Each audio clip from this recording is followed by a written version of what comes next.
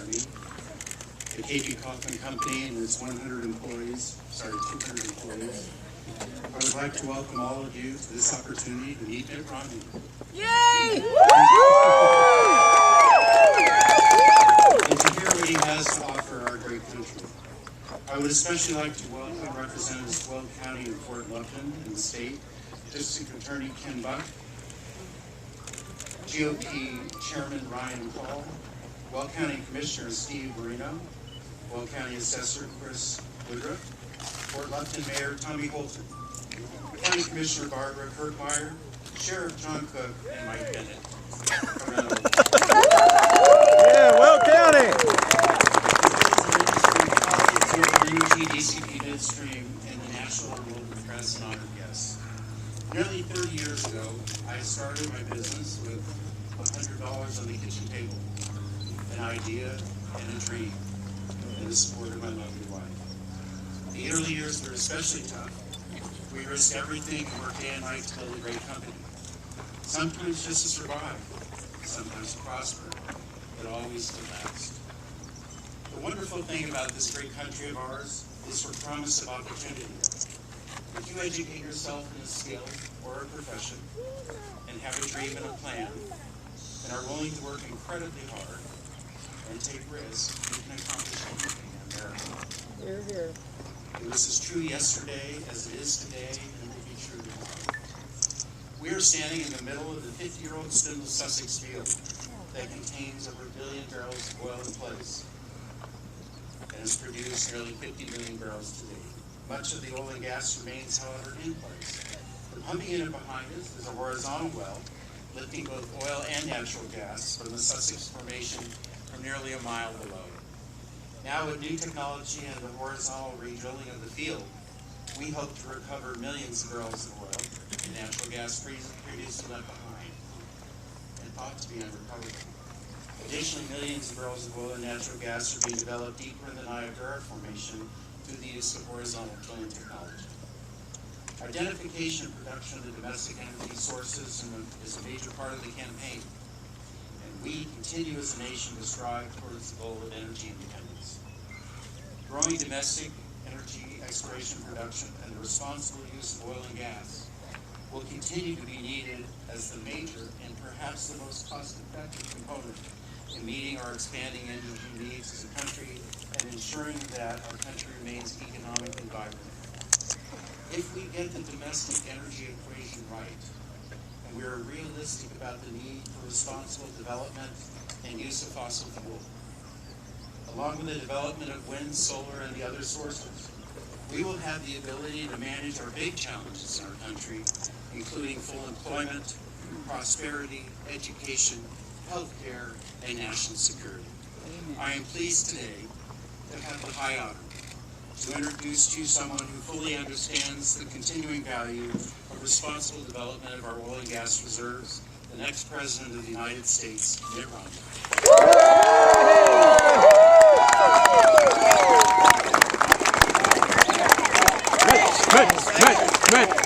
Mitt. Generous introduction, and I appreciate those folks that are taking a little time off right now instead of being out working on these pieces of equipment. I appreciate your letting them participate in this and opening up this site for us to get a chance to see your operation. Thank you so much, Kevin and Elaine and Jeffrey, their son, who's also working in this enterprise. I think a lot of people have the idea that oil and gas are all managed by these great big companies in Texas. But actually, oil and gas, as you probably know, is also a business for relatively small businesses. This one employs 200 people. This is a pretty good-sized enterprise. But real good jobs and a bright future for America are related to the energy field. And I'm going to tell you a little bit about that and why I believe that's the case.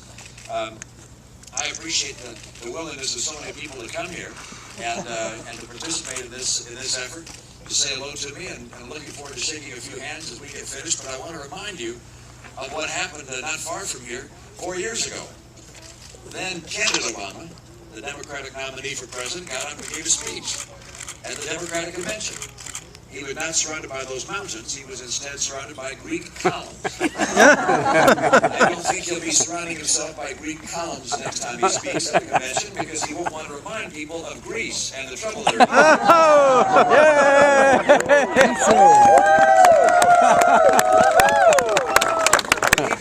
He did make some promises.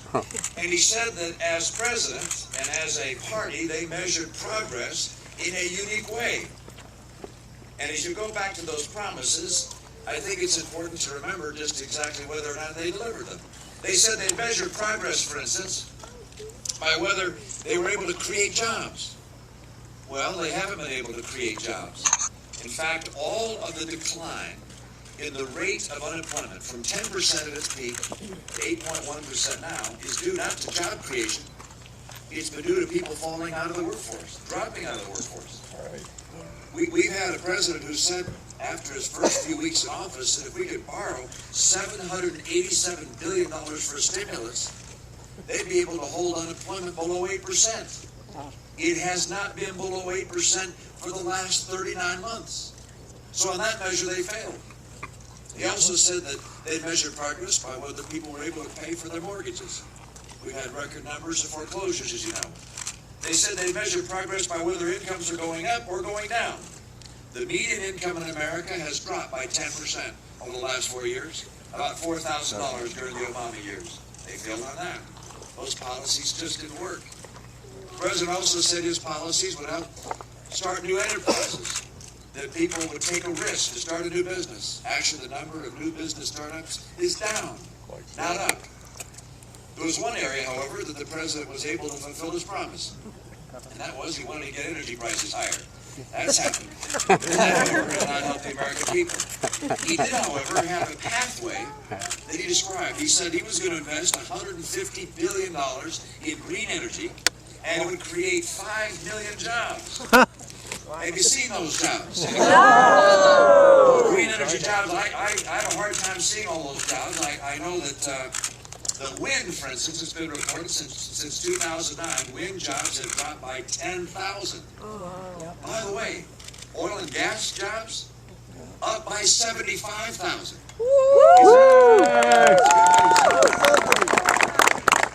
But the president invested your tax dollars in Solyndra. That's gone. In Fisker, remember, now he also said, by the way, those new green jobs couldn't be exported. They'd be American only. Well, Fisker, as you recall, is making high-end sports cars, thanks to government loans. And sports cars, of course, are not being made here. They're being made in Finland. And of course, Solyndra got in trouble because of competition from China making those solar panels.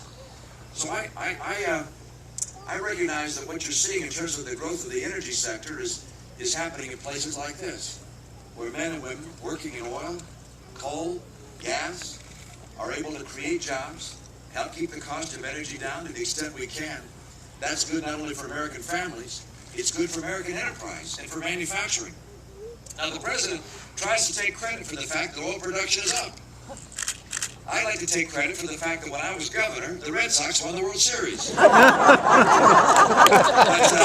even when those were the case, it was not the president's policies that led to oil production being up.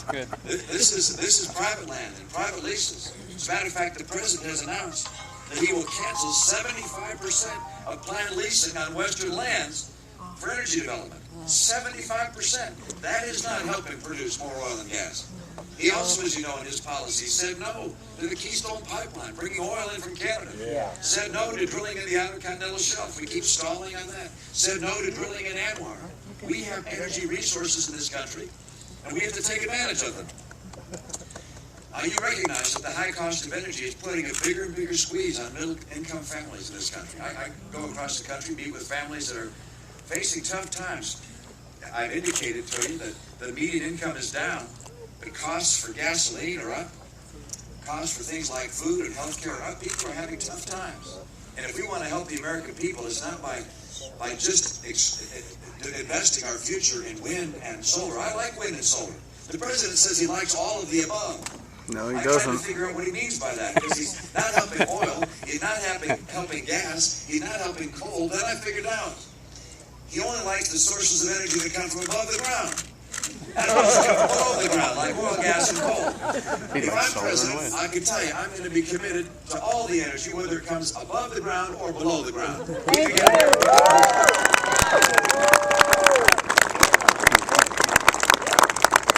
I happen to think that the president's policies are shaped by a perspective that's old and outdated. You see, liberals in the past thought we didn't have much energy in this country, and therefore we would have to go begging around the world to the people that had it. But you understand, through new technology, as Kevin said, horizontal drilling technology and fracking technology, we're able to get faster resources of energy in this country. The president keeps saying, oh, we only have 2% of the world's oil reserves. We have massively more energy in oil, coal, and gas. This is a recognition that finally has to come to the White House, because it's coming to the people across this country. I saw an article this weekend in the Washington Post by an author named David Ignatius. He says, you know, America could become on track within a relatively short period of time to be the largest energy producing nation in the world. Yeah.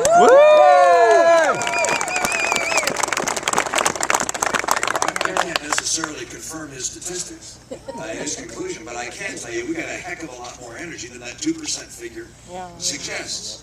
And so what I would do if I were president is take advantage of the energy resources we have and that we can find. I'm going to open lands for exploration. I'm going to expand leases on Western land, not cut it back by 75%.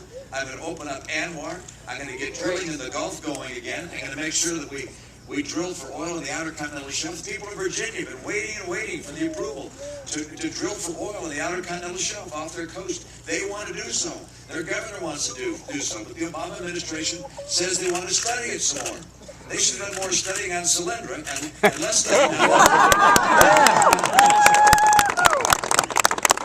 I want fracking to be regulated at the state level like it has been for the past 50 years.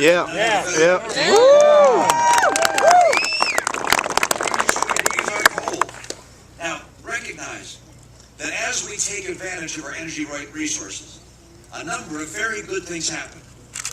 One, people get lower cost energy. That's good for American middle class families, all families. Two, we get more energy jobs.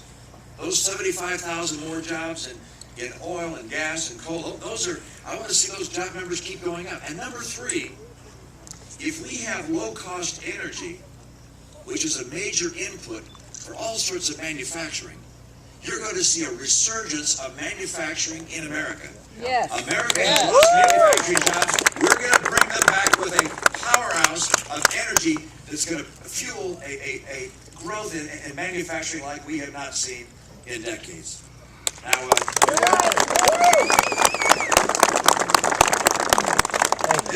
this is a choice for the American people.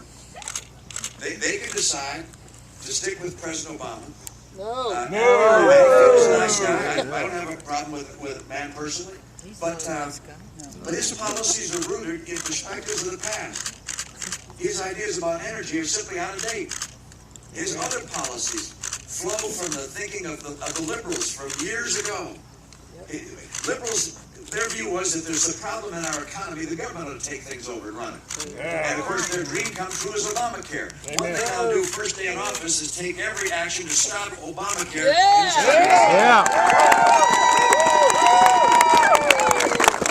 And the EPA.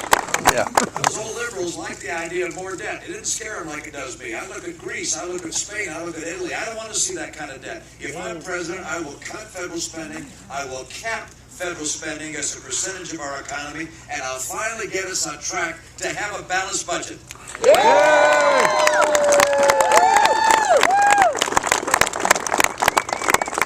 Those old liberals didn't worry too much about the impact of taxes on small business. I recognize if you tax small business more and more, it's harder for small businesses to grow and add jobs. That's right. The president's proposed taking the marginal tax rate from 35% to 40%. I hope he understands that the majority of American workers work in businesses that are taxed as individuals, not as corporations. That these businesses are taxed at the individual rate. And if you raise that rate from 35% to 40%, you will kill jobs. Amen. We have to understand those old policies of old liberals are to have new policies that will take advantage of bringing our tax rates down for employers so we can create more jobs and put Americans to work with higher paying jobs.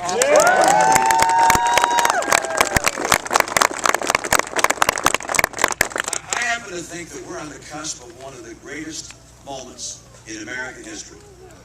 I know that we're feeling kind of down right now with an economy that's not performing like it ought to. But that's because we're applying policies from the past that just don't work. I happen to believe that America can once again become the economic powerhouse of the world, that we can see a resurgence in manufacturing and other industries, and that energy plays a key part of that. It's not the whole story, but it's a big part of the story. And that we need to bring modern approaches to energy to take advantage of this extraordinary resource that we have and the world envies. And if I'm president, I will go to work to get America's economy growing and thriving again, to put people back into good jobs, to make sure that we're so strong that we not only have rising incomes and confidence that our kids will have a brighter future than our past, but we also know that we'll have the capacity to maintain a military that's second to none. Yes. We can defend our liberties.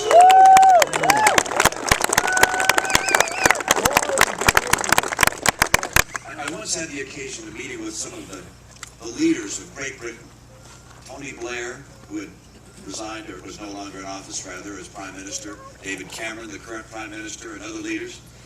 And one of them said this to me, and I won't tell you which one because he didn't give me permission to quote him, but he said this. He said, Mitt, if you're lucky enough to become President of the United States, and you travel to different countries, you will undoubtedly have rehearsed for you by the leaders of these countries criticisms and problems they have with America. But don't ever forget this. The one thing we all fear the most is the weak American. American strength, moral strength, economic strength, military strength, is the best ally peace has ever known. I will fight to keep America strong. I'm convinced we are strong now. We can be stronger. We will be the strongest nation in defending liberty and our rights. We will make the future brighter than the past. With your help, I need Colorado's vote in November. Help me get it. Thank you.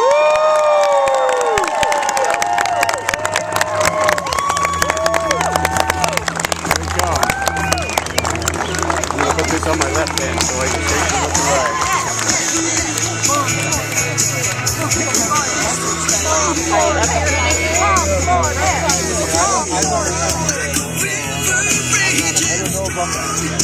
Probably can't use that. I don't know. And I let you shake his hand. Yeah, I haven't watched this, right? When he comes here, we can take a picture. Go ahead. Well, I have the backing, right? You want him in the picture, right? Yeah. We're trying to get him.